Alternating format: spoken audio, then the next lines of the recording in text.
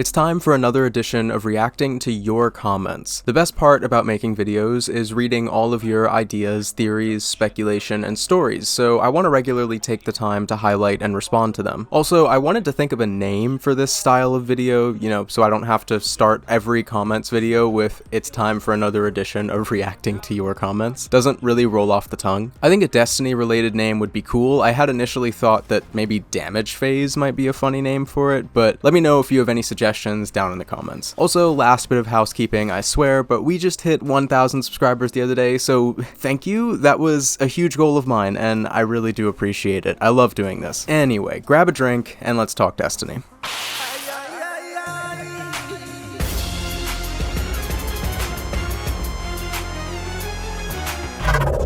Just so you know, I won't be talking about too many Darkness subclass related comments, only because I have a whole comments video dedicated to that if you want to go watch that instead. Alright, we're going to start off with a bit of a doozy. Last night I asked you guys via a poll whether the Witness should be redesigned or not. I know a lot of people really don't like the Witness's design, but I was curious to see what you had to say about it. Frosty13 says the design is alien and unique, but I do feel as though the eyes should be about 10% smaller. Small enough to keep the image, but not quite as comical. This is an idea that I heard a lot actually, and I think I do agree with it. Obviously the eyes are very, very large. I don't think the Witness should be redesigned, by the way. However, I did get a lot of comments talking about the eyes and how they think they could make them a little smaller to make it look a little more intimidating, which I completely understand. He might take on different forms, like if you piss him off he'll turn red like in the concept art. So if you don't know what King is talking about, there is some concept art for the Witness that shows a very, very similar looking design, except his skin is red instead of the pale whitish color. And this is something that I actually think is a really good thing to bring up, because the Witness will almost certainly take on multiple forms. It's unlikely, I think, that an entity with the power that the Witness holds will only take on one form, I honestly love how the Witness looks, because when you think about it and look closely, he doesn't seem like a character from Destiny at all. That's very true. Because no matter what you are, human, hive, cabal, or elixni, you are always subject by some artistic theme, and the Witness completely dismisses it. And that's what I love about its design, giving it a truly godly and unknowable form. That's actually something that I thought when I initially saw the Witness, was that, yeah, this is very different than anything else Destiny has ever done. It's definitely a strange take, but I kind of like it for that. It's so different and so weird that it almost fits, being the face of the darkness. I know the lore people might get mad if I say the face of the darkness, but yeah, it is strange, and I think that is kind of appealing, but obviously some people don't agree with that. Based on their concept art for the Witness, I think they already iterated on it quite a lot. I think it's supposed to be creepy and alienating. I also think the reason people react this way is because we haven't gotten any new character design conventions since the beginning of D1, that the existing designs became our comfort zone. I genuinely believe if the designs for the Witness and Rarity were reversed, the reaction would be the same. Also, that body feels purposely fake as fuck. I didn't think the Witness would have a body at all. If you look at its black drip, similar to the pyramid constructs, oh, there's more, I forgot to extend. No, see, and that's another point, like, its body literally could just be the form it's taking on right now. I fully believe the Witness will have multiple forms, and I don't think this is the only physical manifestation of the Witness that we're actually gonna see. It's a she.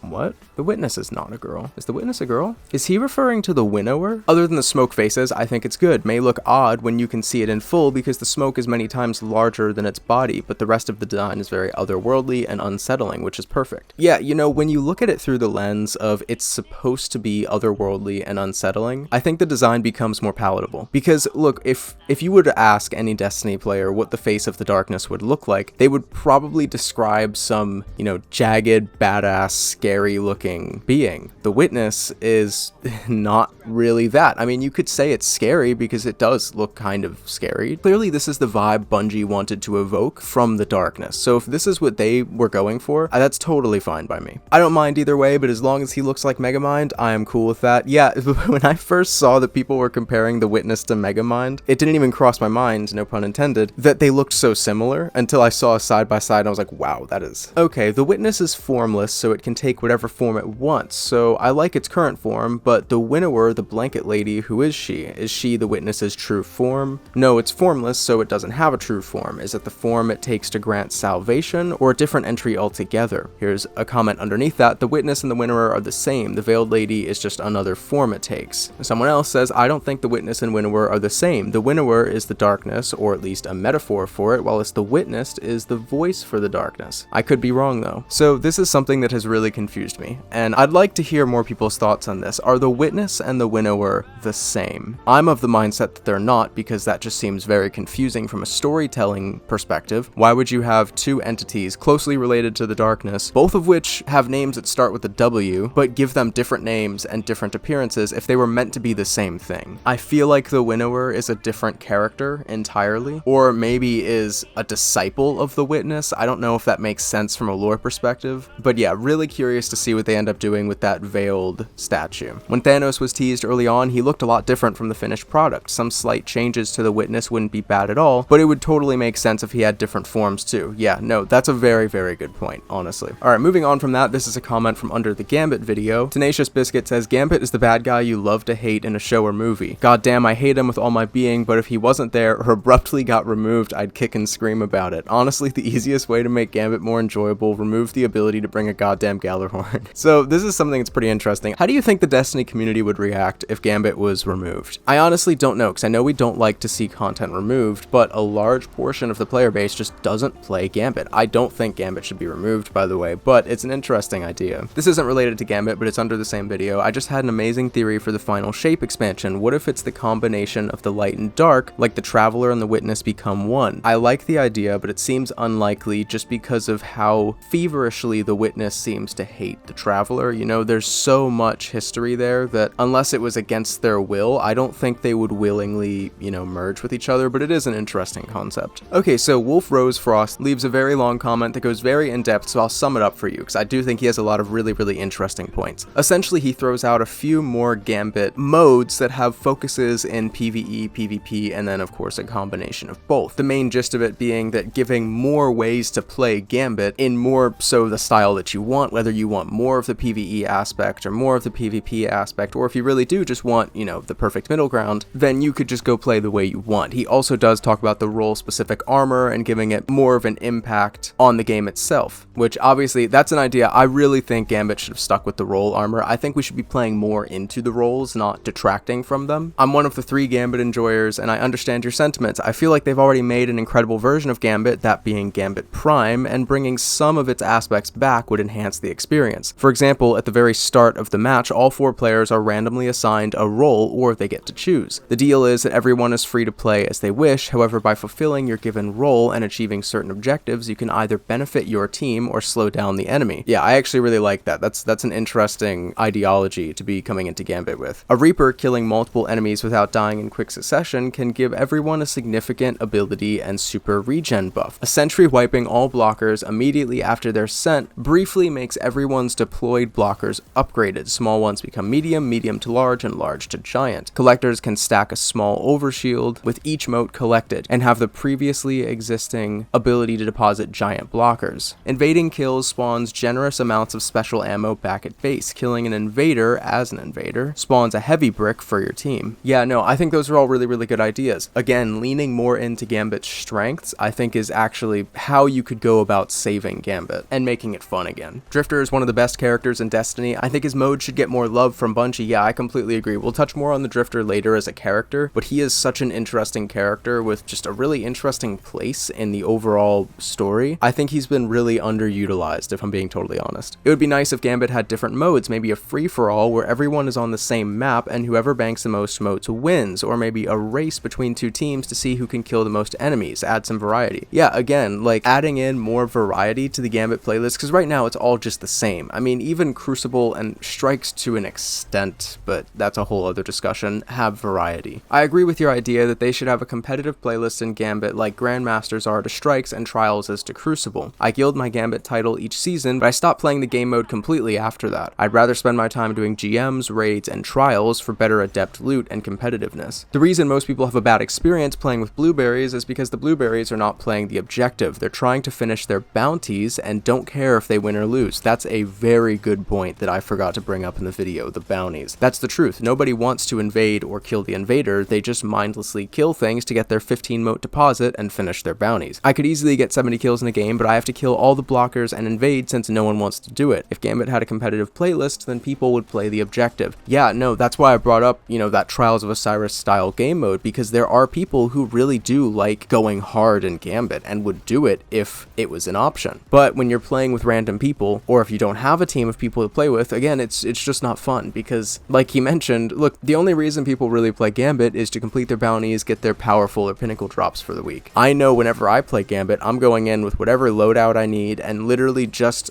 completing my bounties. Like, I could not care less if we win or lose, which sucks because Gambit is really, really fun and it can get really quite competitive if you have two teams that both care about winning. There's so much they could do with Gambit. Imagine a zone control game mode where you can spawn ogres and knights, or send thralls to invade the other team, dunk mechanics, open up the maps, make it really huge. Yeah, no, I really like this idea, because imagine if instead of invading yourself, maybe you can invade yourself, but what if you could just flood the enemy map with like taken thralls? I think that'd be so cool. Again, we talk more about this in the Gambit video, but imagine if you could do something, or maybe turn in your moats for like a horde of thrall to just invade the enemy team. Maybe like a siren starts going off and the enemy team knows like, okay, we are about to be swarmed with thralls, so we better get ready for that. In my opinion, Gambit is simply a very cool idea that was placed on a giant mess of a game, and nothing can save Gambit that won't seriously change the meta and main playlist. See, I disagree. I feel like there's a lot you can do that would just affect Gambit, and again, playing into its strengths like the roll armor, giving it different playlists that would leave the other playlists like Crucible and Vanguard strikes completely unaffected. So no, I don't think that trying to fix Gambit would involve accidentally ruining either Crucible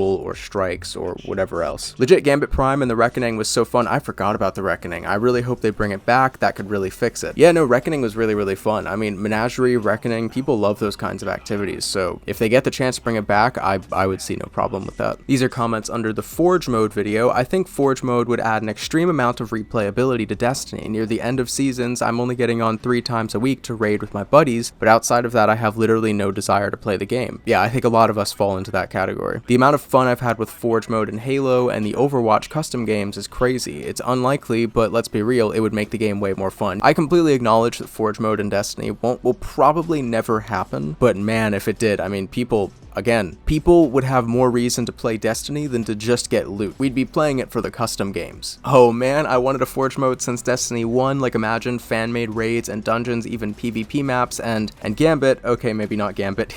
Yeah, I don't know that people would be able, like, if we ever got a Forge mode, I highly doubt, because that's unlikely as it is, I highly doubt we would ever be able to make raids and dungeons. Theater mode seems more likely to me. Yeah, I absolutely see us getting a theater mode at some point. I would say it's very unlikely that we'll ever see a Forge mode, but come on, if we did. Imagine making a ground war mode. Yeah, dude, being able to incorporate vehicles into Crucible again would be just amazing. It would really spice things up, and I think help make Destiny feel a bit more casual, because the way it is right now, it seems like a lot of people feel Destiny is getting too complicated, too competitive. I just realized there's a guy whose name is Crow's OnlyFans. But no, I think this would really help to make Destiny, certain parts of Destiny, feel a bit more casual again. I just miss my Tribute Hall, man. I actually wasn't really playing a lot around the time that the Tribute Hall was a thing, so I don't even remember, what was the Tribute Hall? What did that do? I know a lot of people really, really liked it, but I never understood what it was for, honestly. More fucking Crucible maps, please. Yeah, dude, absolutely. I think we're getting one next season, but oh man, we need more Crucible maps. I understand why Crucible doesn't get as much attention as, say, PvE stuff. I completely get that, but the fact that we haven't seen a new map in so long is just really unfortunate.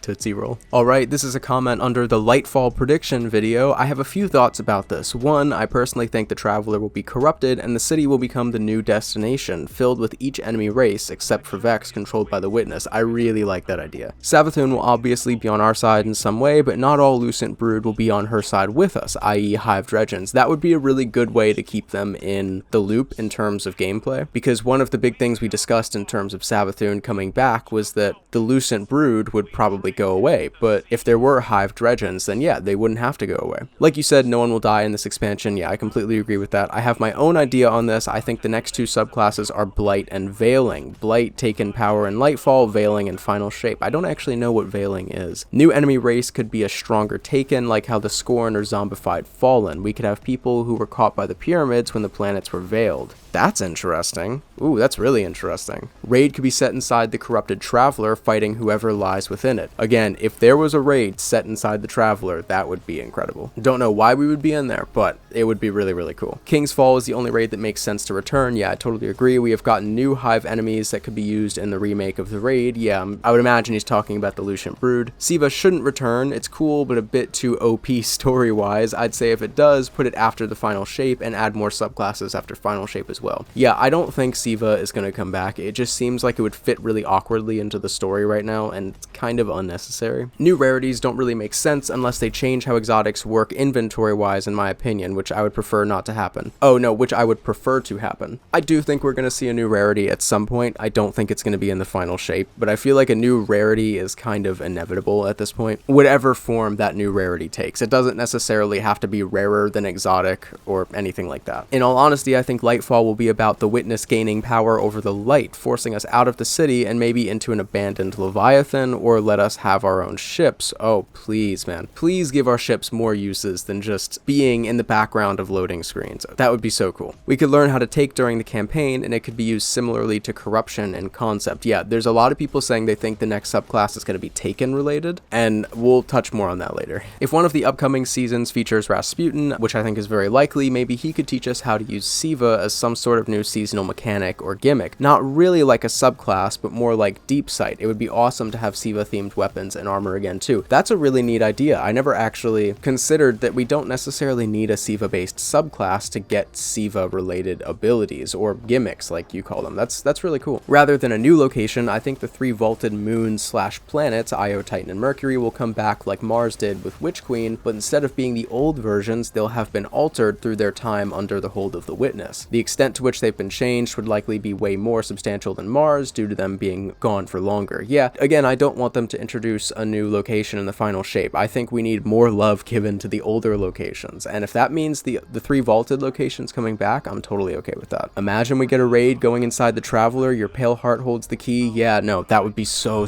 cool, and that is a very relevant quote. Okay, as for losing somebody, I predict that the Drifter will sacrifice himself, and I think that his off-putting attitude towards the 9 hints that they're asking something great of him that he doesn't necessarily want to do, but that they've managed to hide well in the script lines, and that it's just something you can miss in their conversations. That's really interesting. Like, I don't think Drifter's gonna die, again, for a reason we'll talk about soon. However, yeah, he really doesn't seem to like the 9, and it could just be because the 9 is sketchy as shit, and we don't really know a whole lot about the 9, so, you know, fear of the unknown. But yeah, I mean, maybe it is that they're asking something of him that he doesn't want to do. I think that's very possible. I would like to see us leave the solar system like the factions have. Yes, the vaulted raids will be awkward coming from a solar system we're no longer in, but King's Fall could bring us back to the Dreadnought like from a portal. I really think that after the Final Shape, we're gonna be leaving the solar system. Maybe not completely, like I think we'll still be able to go back to Earth, or I was about to say Mars, Mercury, and Venus, but I realized all of those locations are not in Destiny 2. Europa or whatever. I don't think the solar system is just gonna be vaulted, but I do completely think that we will be going outside of the solar system at some point after the Final Shape, because look, we're gonna run out of planets and destinations at some point within our own solar system. Eventually we have to branch out. Alright, let me start off by saying I do not think that this comment is going to happen. I don't think this is going to be the way events play out, but it was way too cool and way too creative not to mention. I think we'll enter the pyramids for the final boss fight. We nearly beat the Witness, get him. I really think it's a her. Really? I don't think it's a her. Maybe it is. Maybe it's that winnower thing. Down to low health, and then we get stabbed by it. The Witness shows us Earth from out a window, in all its majesty, our comma blazing to life. Guardian, Zavala snaps. Guardian, do you read? Your vitals just read KIA. Are you alright? Did you kill it? Did you kill the Witness? Guardian, please respond. Repeat, please respond.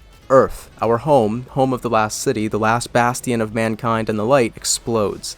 Everyone you knew since D1, Zavala, Ikora, Drifter, Banshee, everyone dies. From what I recall, that pathetic slug Gaul spoke to you before death. The Witness says, approaching us, Ghost frantically trying to heal us in time to attack. You merely forgotten the fear of death. But it was never death for you. The Witness grabs our Ghost, clutching it tightly as if it were a toy. We try to fight back, but everything starts to go black. It chuckles. It was the death of everyone you loved, everyone you know. Our ghost looks back at us, panicked, frightened, like a child would its father. Guardian, The witness closes its hand, clenching it into a fist, crushing the ghost that we grew up with since Destiny 1. We feel powerless, weak beyond all comprehension. Even the darkness can't save us this time as we merely stare at the witness. It grabs us, chuckles delightfully, and throws us away like a rag doll. We fall down a chasm, the endless void of darkness that consumes us ever slowly before meeting our demise. Guardian.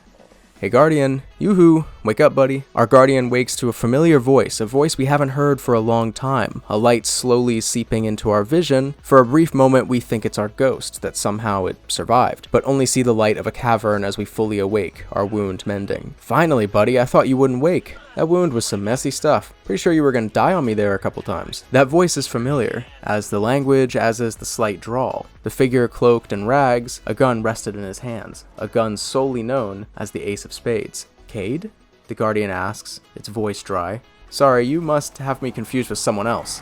Name's Ace. The figure releases its hood and turns, revealing a face of a bearded, older Nathan Fillion. Who's Cade? This isn't gonna happen, okay, but it's so cool. This is like the Infinity War ending of Destiny, you know? Like, I'm sure we're gonna get the endgame ending, but this really is like the Infinity War version, and I love how, when he's describing our ghost dying, if you've seen Doctor Strange, I won't spoil the movie, but if you've seen Doctor Strange, there is a character death in that movie that strikes me as being very similar to our ghost's death here. Really cool comment. I really appreciate the creativity that went into that one. I think Eris is going to die purely because Shadowkeep gets sunset in Lightfall, and I think with no more Shadowkeep, Eris becomes very easy to kill off. So one of the things I mentioned in this video was that I don't think Eris is going to die because she's the moon's only vendor. She's like the only reason we have to go to the moon. And I'm not sure, is Shadowkeep content going to get sunset? Do we know that for sure? Because if it does get sunset, then yeah, Eris becomes a lot easier to kill off. I just don't know that it's going to. Crazy theory, but what if Imaru or a new Hive Ghost resurrects Oryx? Then because of that, King's Fall is Lucian Brood themed and Hive Guardians could play into the raid mechanics. I don't know if that's even possible. Like in the lore, I don't know if it's possible for a ghost to resurrect Oryx at this point. However, if they could, I mean, you might as well at that point, because then it just gives lore relevance to King's Fall. I know it could probably make things messy, but it would be really cool, and like he said, you could incorporate the Lucian Brood into that raid, which would be awesome.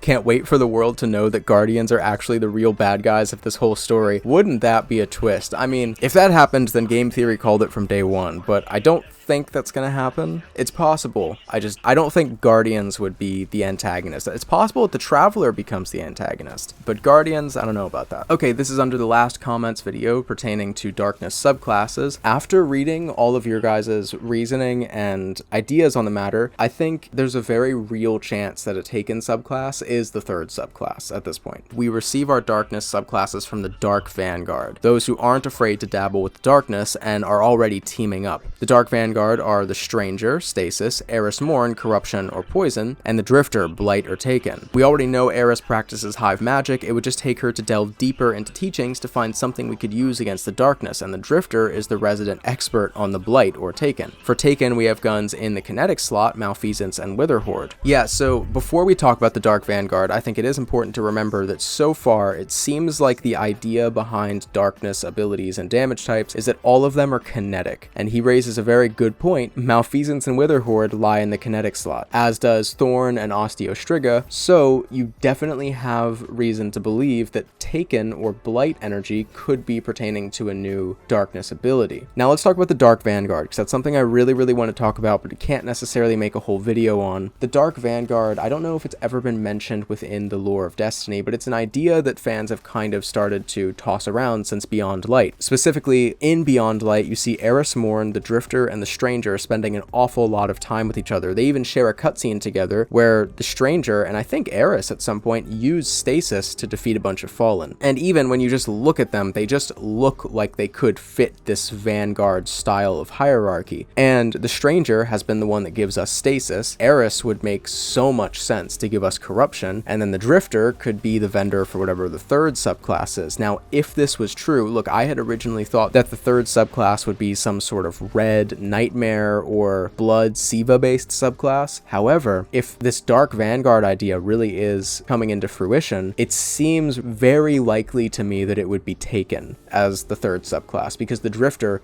loves the Taken. I think having a Dark Vanguard would be a really interesting way to progress the story, and would offer an interesting antithesis to, obviously, Zavala and Ikora. Unfortunately, we don't actually have a Light Hunter Vanguard, but still. Are the Stranger, Eris, and Drifter, are they Guardians? They're not, right? I mean, the Drifter is... No, they're definitely not Guardians. Eris was a Guardian, and I believe she was a Hunter, but, I mean, now she would strike me as more of a Warlock. Anyway, I'm just trying to see if they fit the Titan, Hunter, Warlock theme of the Vanguard. Okay, hear me out. We know the Light and Dark saga is coming to a close, and that we're continuing into unknown territories afterwards. What if after Light and Dark, we start to unlock neutral subclasses? I've always been opposed to the idea of SIVA because it's not a force of darkness, it's just some robots. But if Anabray is successful in resurrecting Rasputin, I can see him giving us some level of control in the future once we've mastered both the Light and Dark. And then we would have 3 sets of 3 subclasses. That's a lot of subclasses. We all know Bungie likes repeating numbers, that's true. I don't necessarily think this is going to happen, but you do have a point that SIVA isn't necessarily light or dark. Look, it's not impossible, but Bungie's having a tough enough time balancing the light and dark subclasses as is. I don't see them willfully introducing 3 more entirely new subclasses. We kind of have our hands full at this point, but it's a really interesting idea. Okay, this is a debate I want to settle in the comments. I would like to point out that there does appear to be an enemy with a stasis shield. If you activate the heroic corrupted ether public event in the throne world and in the caves near Finch, the boss enemy that spawns appears to have a stasis shield. So I had a lot of people talking about this in one video because someone mentioned the idea of getting stasis or darkness shields, and I said that we don't have stasis shields yet. And there were some people that were saying that this public event boss in the throne world has a stasis shield. I was of the mindset that it was just a kinetic shield because it was white, and then I heard someone else say that it actually cycles through void and arc. So I don't think that's a stasis shield. I think if anything, it's a kinetic shield. Feel free to let me know if you have any insight on this down below. Okay, again, back to the stasis shield. About the stasis shield, I think it could work if we take into consideration that the light subclass shields are 360 bubbles. What if darkness shields would just be destroyable small ice shield that functions exactly like Jackals and Halo? It won't be 360 bubbles like the light subclass shields. Yeah, this is an idea that I mentioned in this video that I think if we got darkness related shields, they would be physical objects. Like there are some knights in Destiny that hold actual shields. To me, that would be a stasis shield if it was, you know,